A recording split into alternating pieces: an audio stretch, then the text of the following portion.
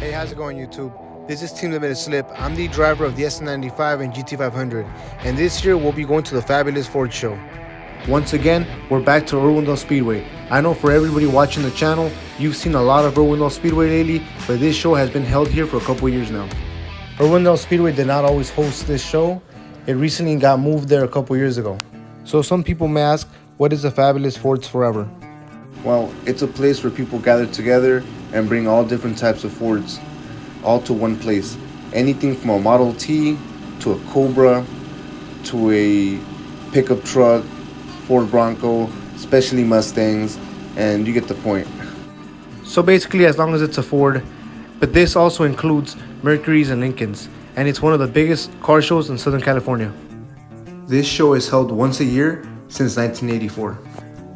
Another really cool thing about the fabulous Fords Forever is that we don't just get to see cars from North America, we also get to see Fords from other countries. So let's go back to 1984, where a group of Mustang enthusiasts and car clubs decided to gather together to celebrate the Mustang's 20th anniversary. Back in 1984, it wasn't even known as the fabulous Fords Forever. It was called the Mustang Jamboree.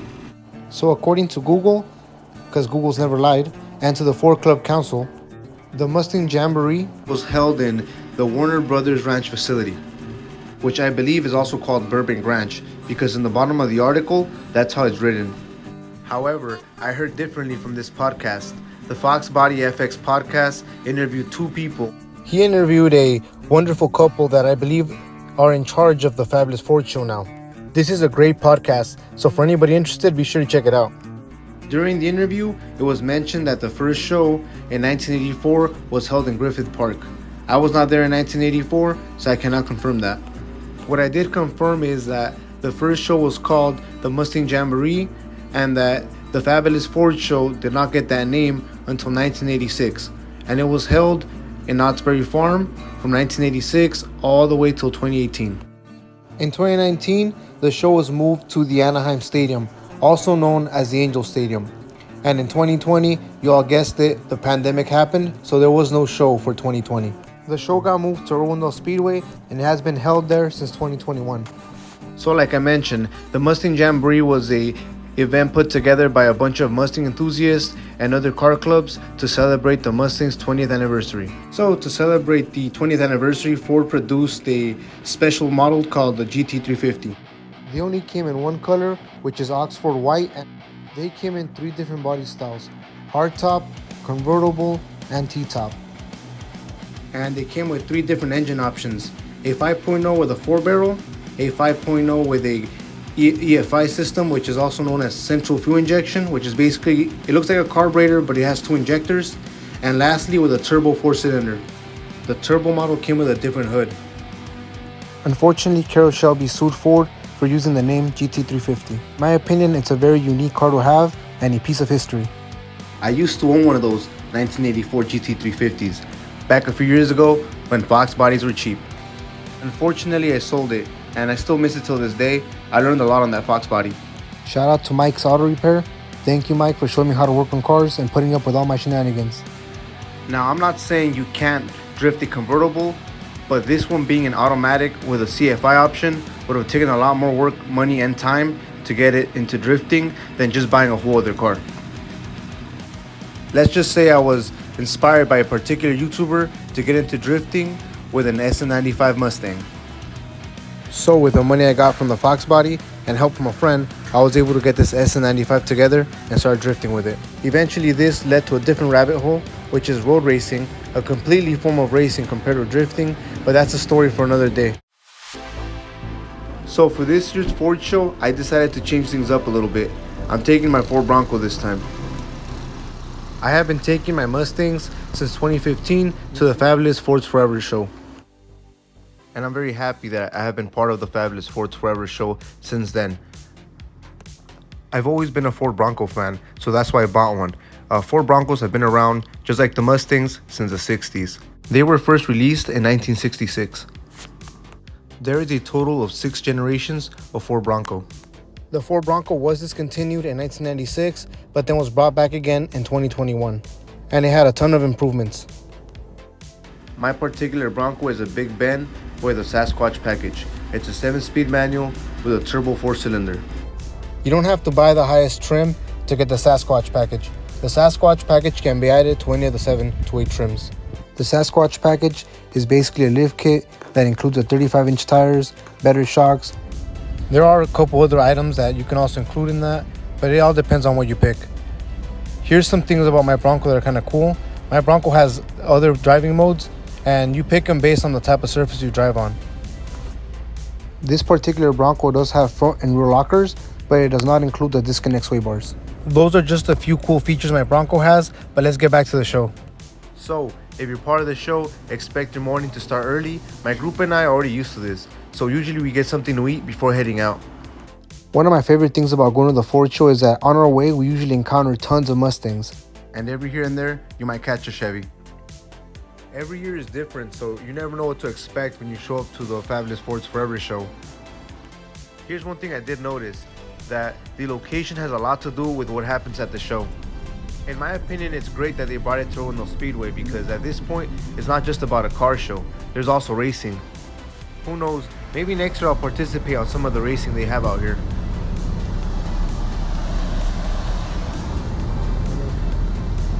We have trucks, F-150.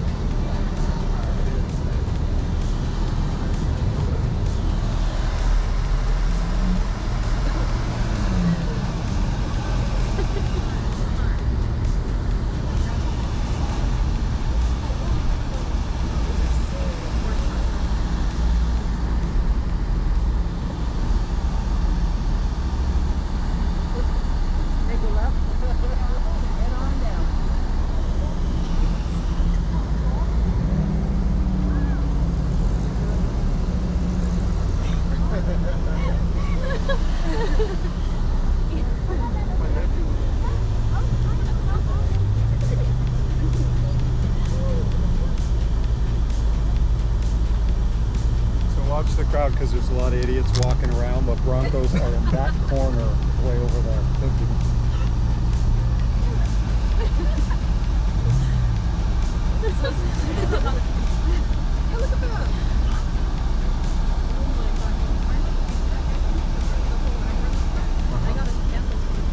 No, it's all good.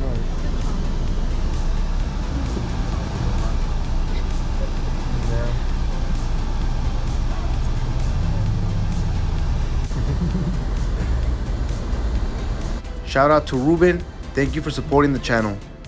You have one of the cleanest Fox bodies out here. Keep on wrenching and having fun with this hobby. It's kind of funny because this show is set up like a giant maze, and every year it's set up differently. So you kind of got to ask around to find your section. I remember hearing a lot of announcements in 2020 about the new Ford Bronco. So I figured that by 2021, we're going to see probably a bunch of them, but there wasn't that many. But slowly it's been increasing. So I hope this year there's more out here. I got to park my Bronco next to this Raptor. That orange is awesome. Let's go check out the rest of these Broncos. Maybe we might find some first generations that are in stock form. I'm glad that so far it looks like there's more Broncos out here.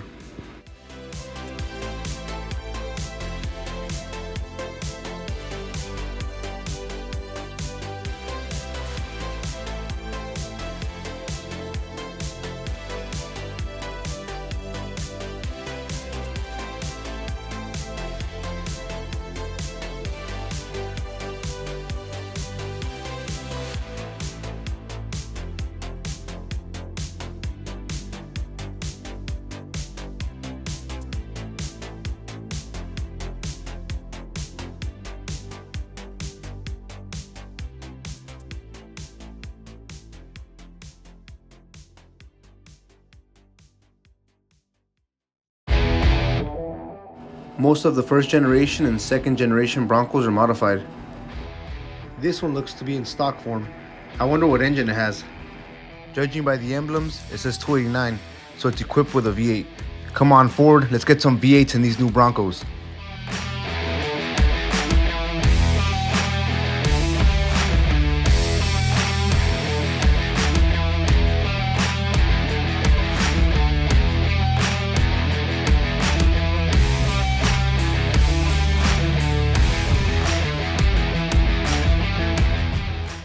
As soon as I saw this Bronco, I knew that it had a story to tell based on the body, the modifications, and all the battle scars it has.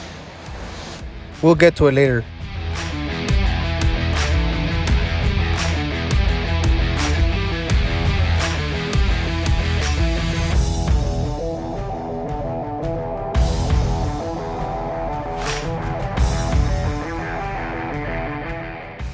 This Celine caught my attention for sure. It's a 351 5.8 supercharged. This may look like a show car, but back in the 90s, Steve Celine actually formed a team and took a few of these out to Le Mans. But of course, it wasn't exactly like this one, but it was the same platform. They just removed all the creature comforts and added a ton more horsepower. And of course, the suspensions were heavily modified. Speaking of Steve Celine, I heard he's here today. Hopefully I'll get a signature from him. The Mustang next to that Celine is also badass. These usually came carbureted. It looks like they did a fuel injection conversion on it. Either that or an engine swap to a newer Fox body engine. This is a first generation Fox body, so this body style came out from 79 to 82. Fox bodies are awesome, but I want to talk about a different Mustang that no one really talks about, and it's the Mustang 2. So at first sight, or at first glance, this Mustang looks like it could even be factory. But under the hood of this car is a EFI V6 that is not factory. A lot of people criticize these cars for being slow, but what they forget is that two things happened in that time period. One, the gas crisis happened, and two, smog equipment was now being introduced into most vehicles. So basically the smog equipment was restricting the horsepower to get the cars to run a lot cleaner, and also a lot of companies were trying to get better miles per gallon. So what they did was they downsized the engines and they got rid of the big blocks too. And basically the Mustang 2 carried the Mustang name with a new chassis that was a lot lighter and more fuel efficient. So in a way, thanks to the Mustang 2, we still have Mustangs today. But to be honest, I looked into it, and if you compare the Mustang 2 V8 option versus the original 1964 V8 Mustang with a 260, the Mustang 2 is actually faster. This is a good example of one that's been resto modded. People have been modifying them and making them better ever since the 80s and 90s, early 2000s, and so on. So that's why every time you see one, it's resto modded very differently. I wanted to know more about these cars, so I went online and spoke to a few owners. They have a great Facebook page, by the way. And I contacted about 3 of them, including the admin. They all responded back and gave me tons of feedback on these cars, and it's a great community. I'm gonna share a few photos of their builds just so you get an idea. Thank you Jason, Stefan, and Sean for sharing your incredible stories of your cars. And I appreciate you guys for allowing me to share these photos in this video. The owners of the two Cobras actually have their own channels.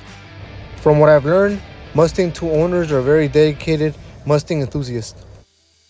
Be sure to check out their YouTube channels, they have great videos. Here's a sneak peek of this Cobra running, even faster than Vin Diesel's 10-second car.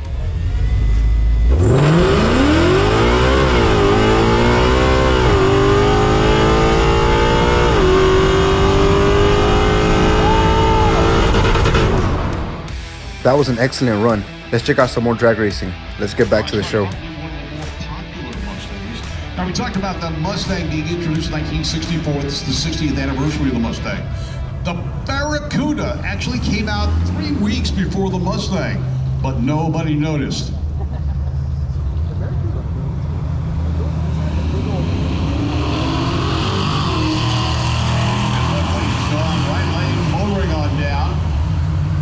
Left lane with 346 reaction goes 793 at 86 miles an hour. Right lane just kind of thank you for coming out. They got truck leaves the lap 175 3-1 for Mustang. Coming up with the stripe, Mustang taking the win 733 to a 741. Used to be a low ET vehicle.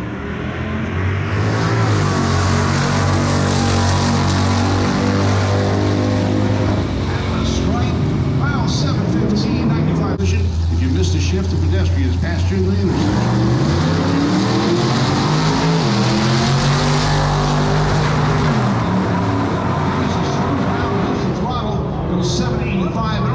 It's always cool to watch drag racing, but I think everyone should try it at least once. When you actually race, it's something else, completely different than watching. You just gotta do it. Let's go check out some first generation Mustangs.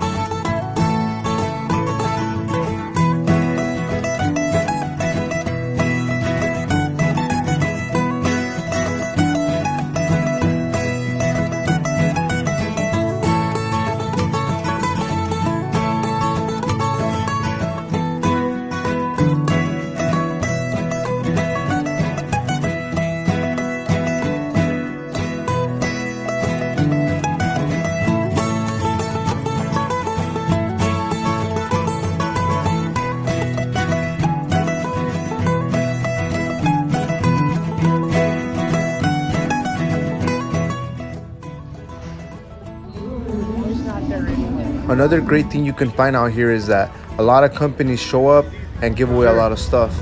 And also a bunch of vendors explain and talk about their products and how they're good. You can find anything from aftermarket parts to even some OEM parts.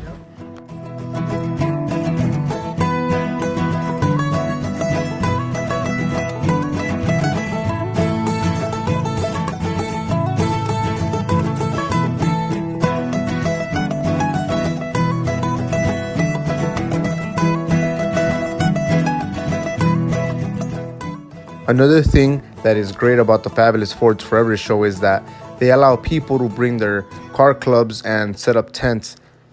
In those tents, they usually give out information about their car clubs and information about other car shows. So yes, you come to this car show to find out about other car shows, and that's pretty cool. Every year, the Ford show has famous people come and set up tents as well. For example, this year, and I believe last year, Steve Saleen appeared. And there's tons of other people who are famous and have history with Ford that come over here and sign people's shirts and all kinds of stuff. I'm about to go get a signature right now. Shout out to Tristan and the Immortal Stanks Car Club. They are a Mustang car club based out of San Diego region. One day I hope to attend one of their car meets. For those who don't know, Steve Saleen is a famous race car driver. He raced in the 70s, 80s, and 90s. He is also the founder and CEO of his own company, which he named Saleen. In that company, he modifies Mustangs and other vehicles. Steve Saleen was born and raised in Southern California and has contributed a lot to the car culture. I'm very thankful to have met him, and he's a very nice guy to his fans. So we're gonna get this shirt signed by Steve Saleen.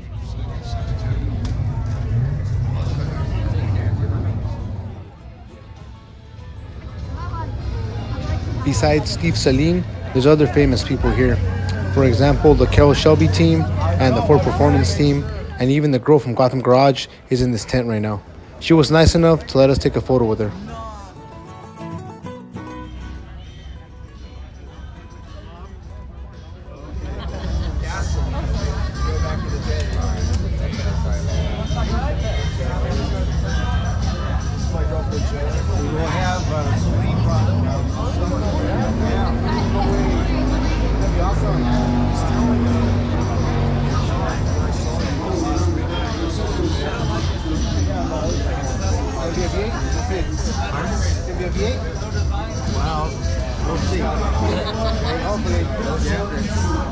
Steve Saleen is definitely a living legend in the world of racing and automotive, and he was nice enough to sign my Ford Bronco shirt.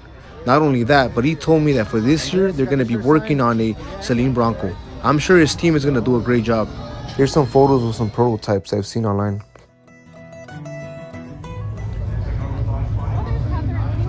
Hey brother, what'd you get your shirt at?